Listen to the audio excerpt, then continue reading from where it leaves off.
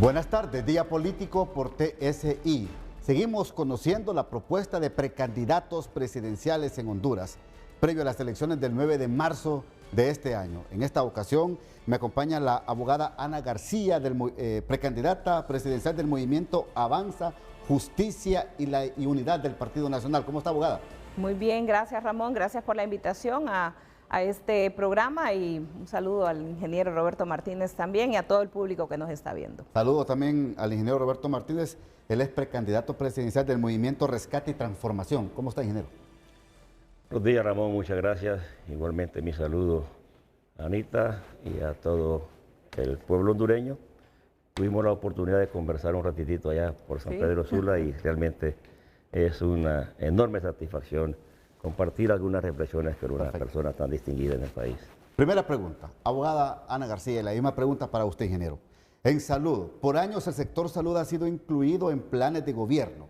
¿Qué propuesta concreta y palpable plantea en su proyecto político para dar una nueva cara al sistema sanitario público? Muy bien, en el tema de salud, Ramón, yo lamento que hoy tengamos un retroceso de parte de este gobierno. Hemos visto que ni algodón hay en los hospitales y han retrocedido en todo el abastecimiento, en todo lo que es la mora quirúrgica. ¿Qué vamos a hacer? Número uno, vamos a trabajar fuertemente con la atención primaria en salud.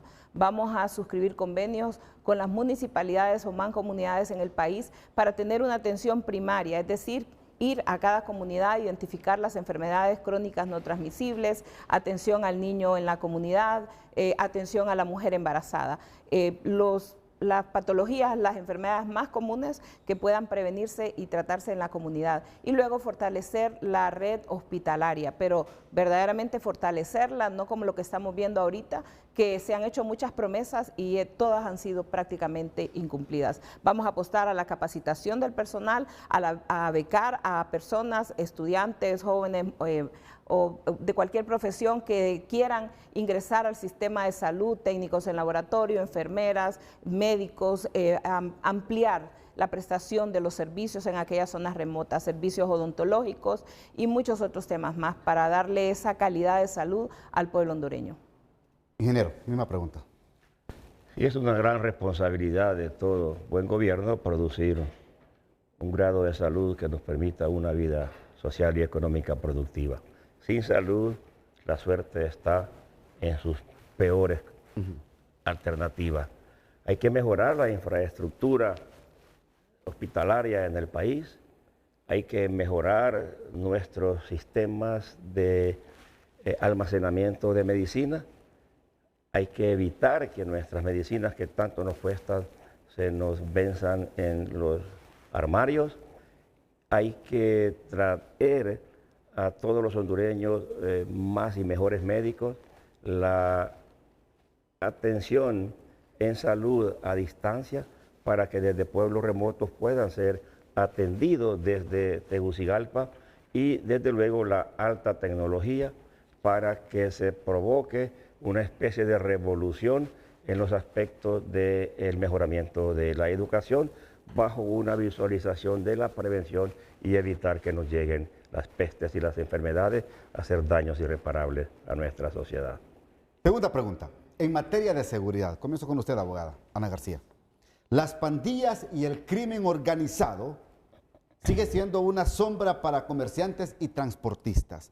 Dentro de su plan de gobierno existe una arma fuerte y certera para atacar este flagelo en el país, número uno. Y número dos, ¿cómo atacar la gran ola de feminicidios y de crimen organizado y de delincuencia común que afecta al país? En efecto, vemos cómo la situación de violencia en el país, la inseguridad ha aumentado producto del fracaso del actual gobierno. Y es doloroso escuchar los relatos de muchas familias que son víctimas de la extorsión, aún en zonas que antes no estaba llegando la extorsión, en el caso de las maras y pandillas, y ya no digamos de los feminicidios, como usted lo menciona, la violencia en contra de la mujer, la violencia en contra de la familia en general. ¿Qué vamos a hacer? Número uno, un diagnóstico muy preciso y certero. ¿Por qué? Porque no es lo mismo hablar del problema de seguridad en el Valle de Sula que hablar del problema de seguridad en Olanchito, en Arenales, que vengo recientemente de allá, en Islas de la Bahía. Entonces tenemos que tener muy claro cuál es la situación de seguridad. Para eso vamos a designar responsables por cada área geográfica del país. Vamos a restablecer la figura de lo que era FUSINA, que era la Fuerza de Seguridad Interagencial, donde se coordinaban todas las instancias de seguridad, como era la policía, el ejército, la policía militar, la fiscalía, la Dirección Nacional de Investigación, todos trabajando en un solo propósito. También vamos a reactivar los observatorios de la violencia municipal, que nos permita detectar precisamente cuáles son las incidencias que se están dando, si es por violencia doméstica, si es porque hay un alto consumo de alcohol y drogas, si eso se traslada en violencia intrafamiliar o si tenemos el tema de extorsión y maras y pandillas. Vamos a usar también la tecnología. Nosotros en el gobierno del Partido Nacional comenzamos el 911, lamentablemente este gobierno no lo ha ampliado, es más, ha restringido sus capacidades. Vamos a volver a llevar al 911 a su pleno potencial y continuar ampliando los servicios de monitoreo y de seguridad ciudadana, a fortalecer nuevamente la policía, porque este gobierno ha deteriorado nuevamente la policía, todo el trabajo que teníamos de depuración prácticamente retrocedimos. Y bueno, muchos temas más, pero el tiempo se me acabó. Ingeniero, la misma pregunta para usted. Hace 2 días, en Esparta, departamento de Atlántida, asesinaron a Óscar Montoya, nuestro candidato a la corporación municipal. Eso no debe pasar. Eso debe ser investigado y concluir en las razones que motivaron esta enorme tragedia. Eso es lo que está pasando en Honduras, en todos lados, todos los días. Eso no es justo. Entonces la seguridad personal, comunitaria, la seguridad patrimonial tiene que ser garantizada sin más postergaciones. De nada sirven las cosas buenas que hicimos en el Partido Una Ciudadana en el pasado si ahora se tiran al cesto de la basura. Eso debe cambiar. No podemos continuar siendo rehenes en nuestras propias casas, temiendo las balas de los delincuentes, el puñal de los asesinos. Salimos de nuestras casas y no sabemos si vamos a regresar vivos como consecuencia de niveles de inseguridad terribles. Así no puede haber empleo, así no puede haber desarrollo, así no puede haber felicidad para nadie. Claro que la seguridad se tiene que combatir preferentemente con más prevención e intervenir sin demoras y drásticamente contra los que cometen delitos en el país. Y desde luego con la profesionalización, fortalecimiento y mejoramiento de nuestras instituciones de seguridad. Lo dijimos antes, una seguridad que nos vigila, que necesite ser vigilada, no es lo que los hondureños necesitamos. Perfecto. Me tengo que ir a la primera pausa y ya regreso aquí en Día Político por TSI.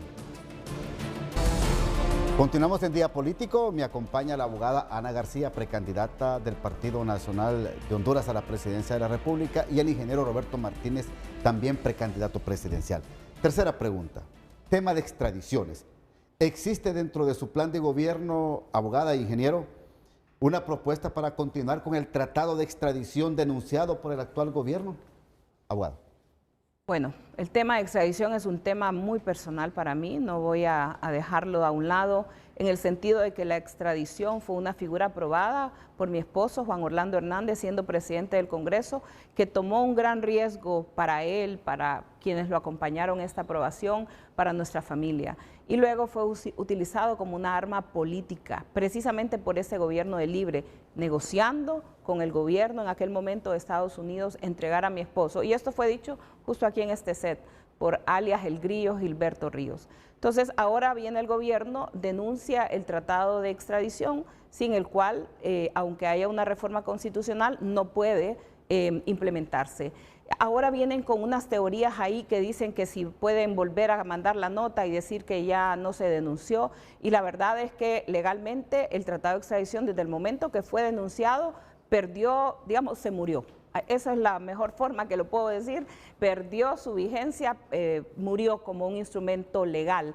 No lo puede resucitar, a menos que venga una nueva negociación y eso será un nuevo proyecto. ¿Qué vamos a hacer en nuestro gobierno? Vamos a reactivar la negociación entre los dos estados para poder tener un nuevo tratado de extradición que se ajuste también a la realidad actual del país, y por otro lado vamos a promover desde el país y a través del Congreso Nacional una ley, porque no hay ley de extradición, una ley de extradición conforme a los estándares de Naciones Unidas, donde se cuide que la extradición no sea utilizada como una arma política, como fue utilizada en contra de mi esposo Juan Orlando Hernández, negociado por el Partido Libertad y Refundación, sus dirigentes y algunos funcionarios del gobierno del expresidente Biden.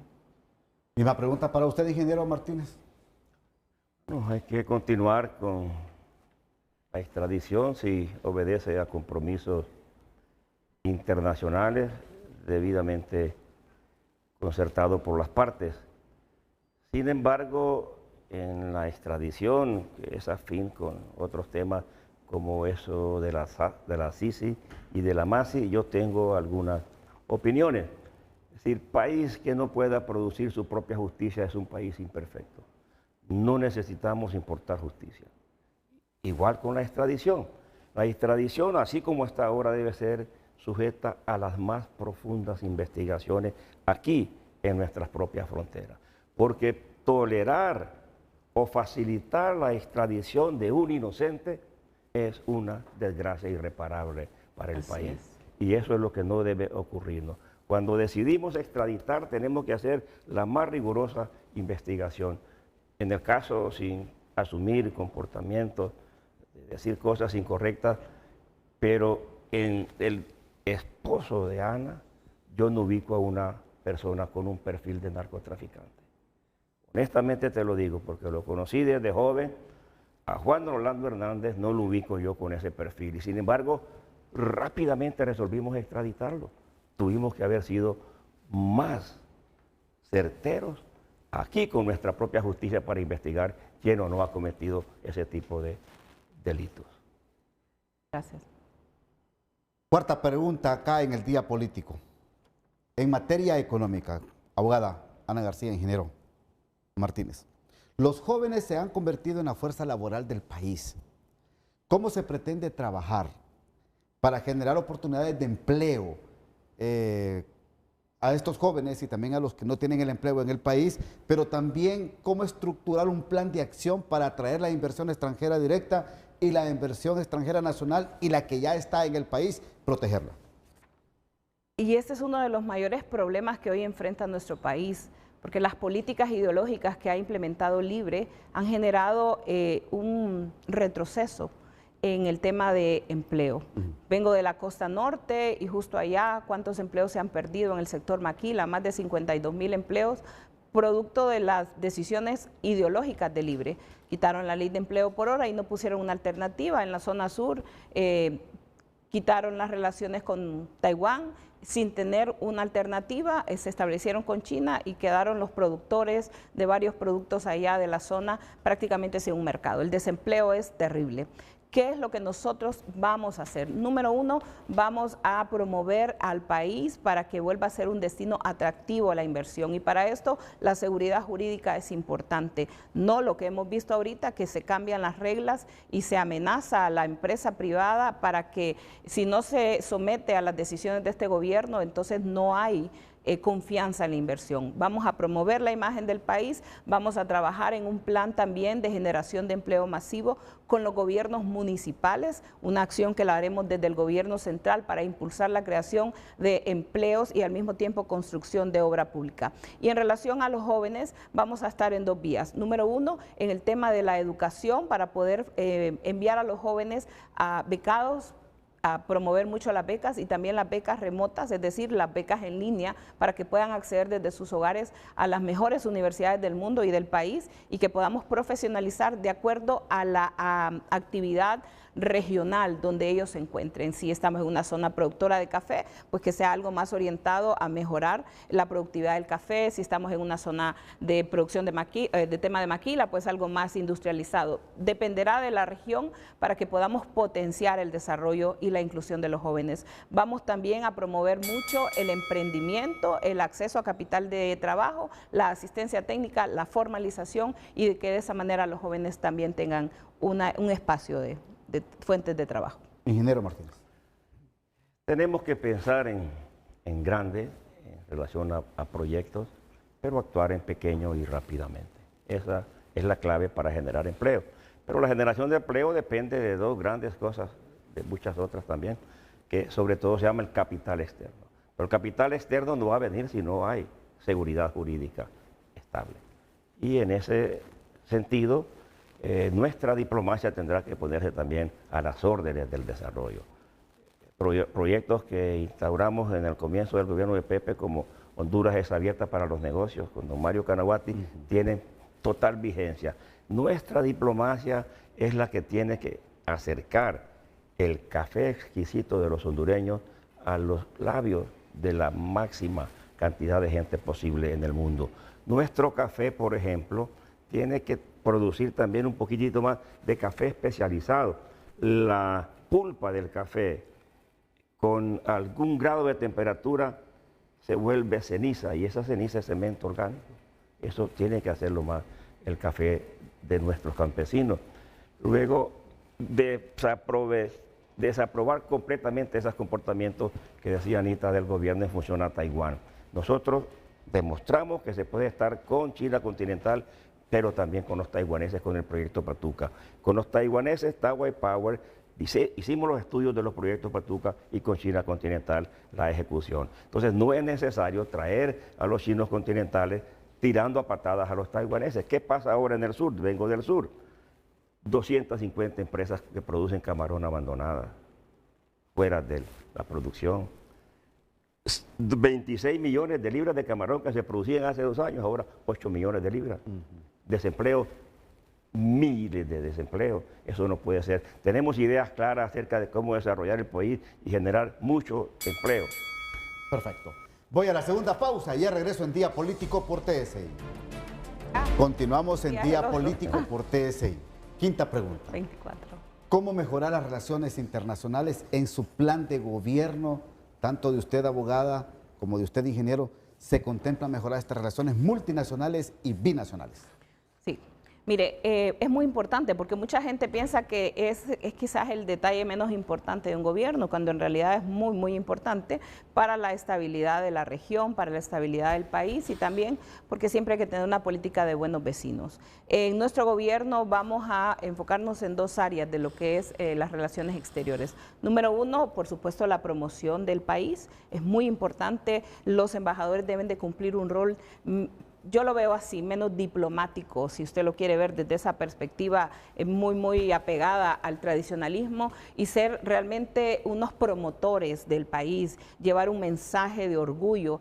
Vi y debo de reconocer lo que se dio en nuestro gobierno, embajadores completamente desapegados al país, que tenían tantos años de estar afuera que ya hasta hablaban, no solo embajadores, funcionarios, hablaban como el país que los había acogido en función de su nombramiento. Entonces vamos a entrarle fuerte a esa reorganización del servicio diplomático para que el que esté sea un promotor permanente y que en realidad se dé seguimiento a las estrategias de vender el país en el concierto de las naciones. Honduras es uno entre muchos más, entonces tenemos que potencializar y cada embajador tiene que cumplir esa función. Pero además, en mi visión, el servicio exterior tiene que cumplir la otra parte que es fundamental y muy importante, es la parte humanitaria. Necesitamos un servicio consular que esté apegado a atender a nuestros migrantes. No necesitamos cónsules de escritorio, siempre lo dije, necesitamos cónsules de campo, que vayan, que vean cómo es la situación de las familias hondureñas, que vean cómo es la situación de los migrantes, especialmente en los países donde más se encuentran. yo debo decirlo, en mi caso personal, mi esposo no ha recibido en estos 3 años que fue injustamente extraditado la visita de un agente consular cuando debería ser una obligación del Estado. Y en algún momento hasta se nos negaron los servicios consulares por un tema político. Bueno, misma pregunta para usted. Debemos poner énfasis de altísima prioridad con algunas relaciones diplomáticas. Nuestro principal país, amigo, se llama Estados Unidos de América. En la Comunidad Económica Europea tenemos excelentes amigos, sobre todo España, que han dado demostraciones importantes de una enorme cooperación con el país. Y desde luego nuestros propios vecinos, nuestros hermanos, los hermanos centroamericanos. Me agrada escuchar recientemente al presidente salvadoreño Nayib Bukele proponer ese sueño de Morazán, una sola gran nación, la nación centroamericana. Hace tiempo debieron haberse derribado las fronteras de Centroamérica, hace tiempo debimos haber tenido una moneda única centroamericana, hace tiempo debemos haber integrado trinacionalmente el desarrollo del Golfo de Fonseca con participación de Nicaragua, Honduras y El Salvador. Esa es la diplomacia que más urge en nuestro punto de vista. Desde luego hay toda una iniciativa en nuestra plataforma patriótica de transformación nacional orientado sobre este propósito. Perfecto. Última pregunta, 1 minuto por favor cada uno. ¿Esperan elecciones honestas, transparentes, limpias dentro del Partido Nacional de Honduras el próximo 9 de marzo? Bueno, de parte del Movimiento Avanza, estamos comprometidos con la unidad en nuestro partido y que estas elecciones sean transparentes, que sean democráticas, que sean muy observadas. Sí, no voy a negar mi preocupación de que estamos a 24 días del proceso electoral y siento que todavía hace falta alguna preparación de parte de los organismos electorales. Esperamos que no vaya a haber ningún atraso al momento de la transmisión de los resultados, al momento del uso del sistema biométrico y todo lo que tiene que ver con los preparativos electorales y que desde el Consejo Nacional Electoral no haya distinción en el tratamiento que se nos da a los movimientos, sino que sea un tratamiento parejo para que la democracia pueda prevalecer. De nuestro lado, lo repito, hemos hablado con nuestros candidatos en todo el país y la instrucción es esa, participar en un proceso, en una fiesta electoral que haga que la democracia se afiance más en nuestro país. Nosotros los nacionalistas, entre todos, nos vamos a unir al final, no somos adversarios, nuestro partido está dispuesto a la unidad y sabemos que nuestro adversario se llama Libre y es a Libre al que tenemos que sacar en el mes de noviembre. Ingeniero. En las fundamentaciones ideológicas del Partido Nacional tienen plena vigencia. Pasan los años y la justicia política, la libertad y la democracia son conquistas que el Partido Nacional ha traído y esperamos que en estas elecciones sean unas elecciones que nos permitan la unidad definitiva de los nacionalistas. Y esa unidad solo puede ocurrir si hay previamente elecciones internas limpias, justas, transparentes, fundamentadas en más justicia política, más libertad electoral y más respeto a nuestra base nacionalista. Perfecto. ¿Se unirá Jorge Zelaya y Papi a la Orden a la persona que resulte ganador, igual que ustedes, y aglutinarse en el Partido Nacional y apoyar a esta persona que salga ganadora? ¿Sí? Claro, estamos seguros que nos vamos a unir al finalizar el proceso, por lo menos de parte de Ana García Hernández siempre buscaré la unidad de mi partido y para ello vamos a llamar a todos los candidatos. Igual usted, ingeniero. Igual, el partido está necesitado de unidad y hay que hacerla con el compromiso no excluyente de todos. Solo me salgo del tema central. En 30 segundos, abogada García, el cambio de cárcel para su esposo allá en Nueva York, ¿cómo lo ve usted? En 40 segundos, por favor. Bueno, mire, para nosotros fue una sorpresa enterarnos de que lo iban a mover un día después de que el presidente Donald Trump asumió. Estuvo más de 21 días prácticamente aislado en una región y luego fue trasladado a otra prisión. Ha sido bastante difícil, ha sido muy complejo porque donde está no conocemos cuál es su situación de seguridad especialmente. Juan Orlando es un hombre, un expresidente que tiene alto riesgo y en el sentido de que no puede estar expuesto con cualquier persona. Confío en que se tomarán las medidas pertinentes para garantizar su vida y su seguridad. Gracias, abogado. Muy amable por participar aquí en el Día Político. Gracias. Gracias, ingeniero Martínez, por participar en el programa. Usted, amigo y amiga, que pase una feliz noche.